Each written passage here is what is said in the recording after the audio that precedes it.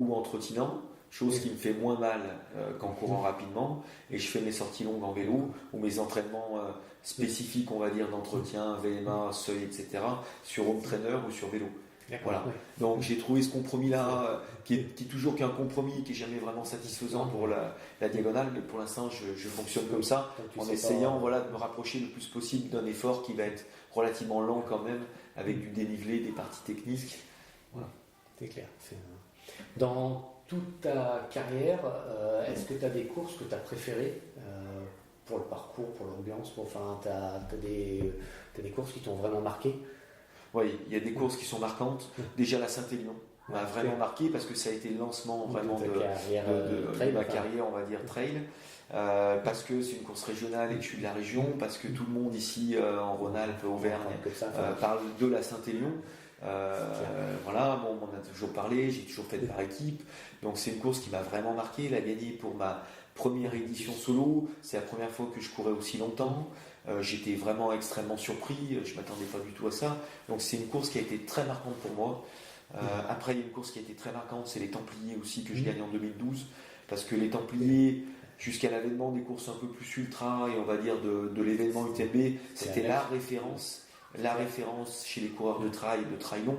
Là, les Templiers, c'était le 70 bornes des Templiers. Voilà, le 70 bornes des Templiers, la grande course des Templiers, comme on l'appelle, c'était vraiment le Graal. C'était mieux qu'un titre de champion de France du TTL, c'était mieux que tout quoi à l'époque.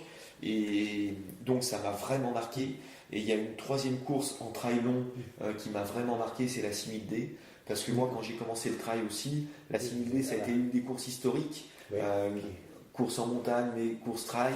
Donc voilà, ces trois courses-là, le fait de les avoir en plus gagnées, d'avoir participé, d'avoir gagné les trois, pour moi, j'avais atteint, on va dire, l'objectif trail long, parce que c'était vraiment pour moi les trois courses référentes dans le trail long. Saint-Élion, Templiers, 6000D, et puis en plus une 6000D avec beaucoup de dénivelé, une course vraiment pure montagne, une Saint-Élion qui demande plus des qualités de rouleur, puncher dans les montées raides, et aussi une course Templier qui est vraiment une course hyper complète avec des montées très raides, des descentes aussi très raides, et puis des parties aussi extrêmement roulantes, donc qui est une course très complète. Donc pour moi ces trois courses m'ont vraiment marqué en trail long, et puis après en ultra, l'UTMB quand même, parce que l'UTMB ça reste le summum, le must en termes de concurrence, en termes de paysage, voilà, c'est un site exceptionnel, donc ça vraiment cette course est vraiment marquante. Et il y a une course que j'ai adorée aussi pour l'instant en ultra, c'est le Madère. Le Madère Ultra Trail, j'ai trouvé ça fantastique pour les rencontres qu'on fait là-bas. Avec les gens qui sont juste super quoi, très accueillants, chaleureux, l'organisation qui est très bonne, et puis le parcours qui est exceptionnel, de la végétation, du raid, du technique, magnifique, avec des points de vue qui sont extraordinaires. Alors il paraît que c'est une mini réunion Madère, donc j'espère que je vais être aussi très heureux de faire cette diagonale qui en termes d'ambiance est aussi extraordinaire. Donc voilà, en ultra pour l'instant, moi les deux courses qui m'ont marqué c'est vraiment ça. Après ma victoire au Lavarino, qui est aussi une grande course du calendrier international, m'a vraiment marqué l'an dernier aussi. Mais vraiment, je dirais UTMB et Madère, c'est des courses sur lesquelles voilà, j'ai envie de retourner, j'ai envie de gagner là-bas, j'ai envie de me faire plaisir là-bas. Puis sans doute que je te dirais au mois de novembre, la réunion est extraordinaire parce qu'il paraît qu'en termes d'ambiance, on fait pas mieux quoi. Voilà, l'île vit au rythme du Grand Raid, donc voilà, j'avais envie de connaître ça, donc malheureusement pas peut-être devant pour cette année, mais j'ai quand même envie de participer pour vivre l'ambiance. Ça fait partie des courses qui font partie de mes rêves à faire. Mais effectivement, pour le coup, c'est le voyage, donc faut que un jour je vais l'organiser, puis ça sera, je pense que je la ferai certainement un jour, mais à mon avis plutôt dans 3-4 ans, le temps de préparer tout ça. C'est sûr. Et bon, ce qui est super sympa, c'est qu'en trail, je retrouve ce que j'avais en montagne. C'est-à-dire, le fait d'aller faire des montagnes, c'était aussi l'occasion de voyager. Découvrir des nouveaux pays, découvrir des nouvelles personnes, etc.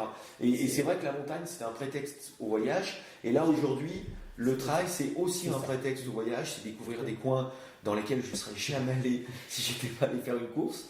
Donc voilà, j'ai découvert Madère, mais ça a été une découverte extraordinaire. Je suis allé m'entraîner aux Canaries, j'ai fait Transcon Canaria, c'était aussi des belles découvertes, et c'est l'occasion de partager aussi tout ça en famille. On peut aller avec les enfants, on peut aller avec sa femme, son mari, on peut voyager avec la course à pied, quoi. Donc ça, c'est vraiment super. Je partage de 100%. Et c'est comme ça en fait que j'ai fait plein de coins de montagne dans lesquels je n'avais jamais mis les pieds, parce que je suis allé découvrir une course. Pour le coup, tu découvres le point, en plus comme c'est balisé, tu découvres des sentiers. Sur le coup, tu ne serais jamais allé tout seul, pas forcément, tu vois. Donc ça fait partie des trucs super sympas, quoi. Et j'ai l'impression que toi, dans ton planning de course à pied, t'en mets pas trop. Tu as l'air assez, par rapport à ce qu'on peut voir dans certains coureurs, tu es soit raisonnable, soit conscient qu'à un moment l'ultra ça tape un peu dans les jambes. J'essaie d'être raisonnable, de donner des bons conseils, mais les conseillers ne sont pas toujours les meilleurs. Et des fois, je ne m'applique pas forcément à ces conseils. En tout cas, je pense qu'il faut en faire relativement peu, et on a tendance toujours à en faire trop et à banaliser les distances. D'ailleurs, aujourd'hui, quand on discute avec les gens, ils nous disent « j'ai fait que 42 km ». Je leur dis « mais non, tu as fait 42 km et c'est déjà super ». Et les gens aujourd'hui s'excusent presque de ne pas faire 80 bornes, de ne pas faire 100 bornes, 120 bornes, 180 bornes. Et je leur dis « mais faites-vous plaisir ». Si vous faites plaisir sur 20 km sur un trail de 20, ou de 10 km ou de 15 km, mais continuez là-dedans. Vous n'êtes pas obligé de faire des distances longues. Bon, en l'occurrence, c'est des distances longues qui me plaisent, parce que je trouve qu'on peut découvrir plus. On peut rester plus longtemps sur les courses, et c'est un plaisir aussi, ça correspond à mes qualités, donc j'y vais, et je suis performant dessus. Mais les gens qui sont performants sur 20 km, mais restez sur 20 km. Je vois trop de coureurs qui s'alignent même sur 40, sur 80 km, sur 100 km, qui n'ont rien à y faire parce qu'ils n'ont pas les qualités pour, et s'ils ne font pas plaisir. Ils y vont parce que c'est la mode à faire de plus en plus de distance. Donc effectivement, j'essaye d'être raisonnable sur les distances. J'essaye d'être raisonnable sur le nombre de compétitions par an, et on s'aperçoit que de toute façon, ceux qui performent, c'est ceux qui sont raisonnables dans le nombre de compétitions dans l'année. Après, quand on veut en faire trop, forcément, ça passe plus. Et on s'aperçoit que déjà fin août, aujourd'hui, on arrive avec beaucoup de coureurs qui sont blessés ou qui arrêtent. L'UTMB cette année, c'était une catastrophe, une hécatombe. Parce que les gars partent trop vite, parce que les gars sont surentraînés, parce que les gars font trop de courses avant. J'ai entendu dire que je crois que c'est Zach Miller qui avait fait 4 fois l'UTMB dans ses vacances. Il n'a pas été capable de le terminer le jour J. Bon, il y a un problème, quoi. À un moment donné, il y a un problème. Il faut s'entraîner moins, il faut s'entraîner mieux, il faut faire moins de courses, moins d'intensité pour être déjà en capacité de terminer la course pour être performant. C'est Kevin Mayer qui disait moi, avant de battre le record du monde du décathlon, il faut déjà que je le termine. C'est exactement ça. Si on arrive blessé ou si on est trop ambitieux le jour de son décathlon, on n'arrivera pas à battre le record, quoi. Donc c'est pareil en trail. Si on est trop ambitieux pendant ou juste avant la course, ou si on arrive blessé, c'est mort pour la course. Tu vois, c'était ma prochaine question, c'était qu'est-ce que tu conseilles pour quelqu'un qui est en train de se lancer dans plutôt les ultras, justement, c'est d'être raisonnable quand même, pour monter progressivement. Voilà, quelqu'un qui se lance dans les ultras, c'est d'être progressif, effectivement, et de ne pas voir sur 6 mois. Voilà, souvent les gens ils voient ça sur 6 mois. Il faut voir ça sur 1 an, 2 ans, 3 ans, même pour certains trails. Quelqu'un qui veut faire l'UTMB, de toute façon, il va falloir des points forcément pour pouvoir être sur le tirage au sort. Mais il va falloir aller progressivement. Et puis progressivement en termes de difficulté de course, et progressivement aussi en termes d'entraînement. Pas passer de 2 entraînements par semaine à 7 entraînements par semaine d'un coup. Donc la progressivité, c'est toujours un bon conseil à donner aux gens, toujours s'écouter, toujours prévoir des temps de récupération aussi, ne pas toujours enchaîner. Aujourd'hui, on a des calendriers pléthoriques aussi sur les courses.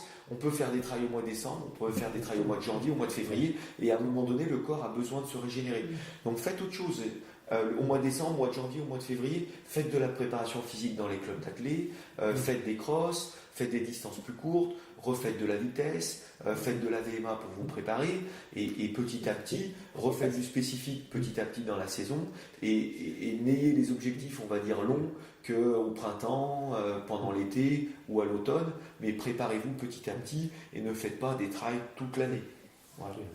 Alors, j'ai tendance aussi à conseiller à ceux qui font des trails longs pour la première fois que dans leur entraînement, de penser à s'entraîner à marcher. Oui.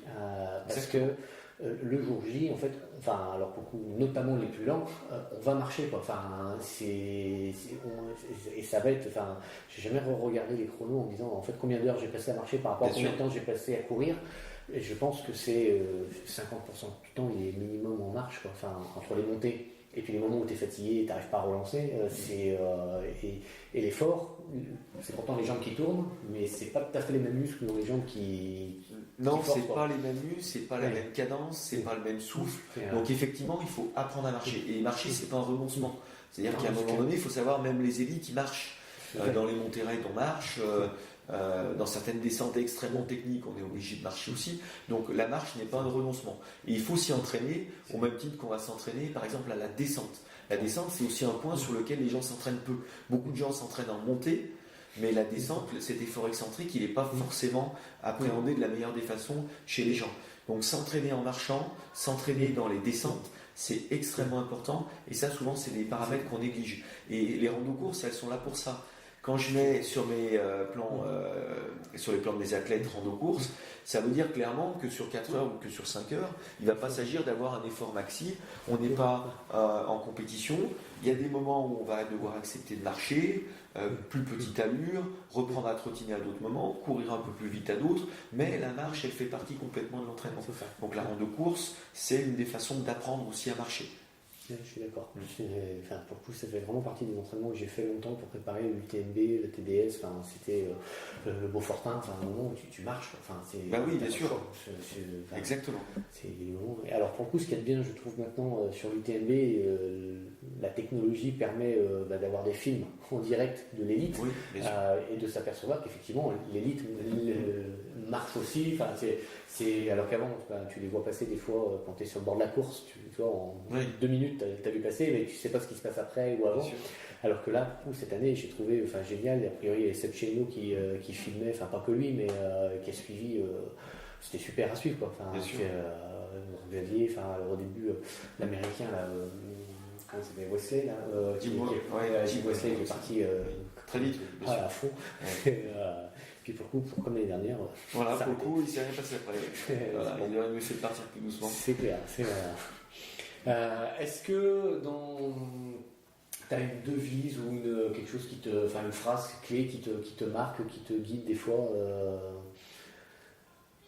Non, pas forcément. On pourrait dire que pour les gens, on pourrait dire le mieux est l'ennemi du bien. C'est-à-dire qu'à un moment donné, il ne faut pas non plus, comme on l'a évoqué dans l'entretien, pas trop non plus en faire. Savoir aussi parfois s'écouter en disant le repos fait aussi partie de mon entraînement, donc il faut savoir se reposer. Je crois que c'est important parce qu'on fait quand même de la course à pied et du trail pour passer des bons moments en nature, pour la santé aussi. Moi, je le dis souvent quand on me demande de faire des petites interventions, notamment en termes de santé. Moi, j'ai appris à mieux manger, à mieux m'alimenter, à être en meilleure santé en faisant de la course à pied. Quand j'étais jeune, je m'alimentais de façon plus que moyenne, moins bonne qu'aujourd'hui. Aujourd'hui, j'ai des repas équilibrés, je m'alimente correctement, je donne ce qu'il faut à mon corps pour fournir l'énergie, et je suis dans une démarche globale de santé en courant. C'est-à-dire que je ne mets pas ma santé en jeu, au contraire, je me maintiens en bonne forme. Et ça, c'est important de faire sentir aux gens que on ne court pas pour se gâcher la santé, on va dire. Donc il ne faut pas en faire trop, il ne faut pas être excessif, il faut être raisonnable, raisonné, et courir aussi pour se maintenir en bonne santé. Et voilà, ça c'est important. Et dans ton alimentation, tu parles de l'alimentation au quotidien, tu as testé tout ce qui, alors les modes qui sont plus ou moins sur de longue durée, mais entre vegan, ceux qui me disent pas de sucre, pas de glucides d'ailleurs même, tu vois tous les extrêmes. Alors j'ai testé effectivement certains régimes. Moi je sais que je suis quelqu'un d'assez sucré, d'assez gourmand quand même, donc les régimes sans sucre n'ont pas marché longtemps avec moi en tout cas, parce qu'il y avait régulièrement des craquages. Donc j'ai une alimentation qui est globalement équilibrée, et puis quand c'est moins équilibré sur un repas, on essaie de compenser sur un autre, ou de compenser à l'intérieur du repas. Quand on prend quelque chose d'un peu plus sucré, on va compenser avec un peu plus de légumes, de choses comme ça. Je mange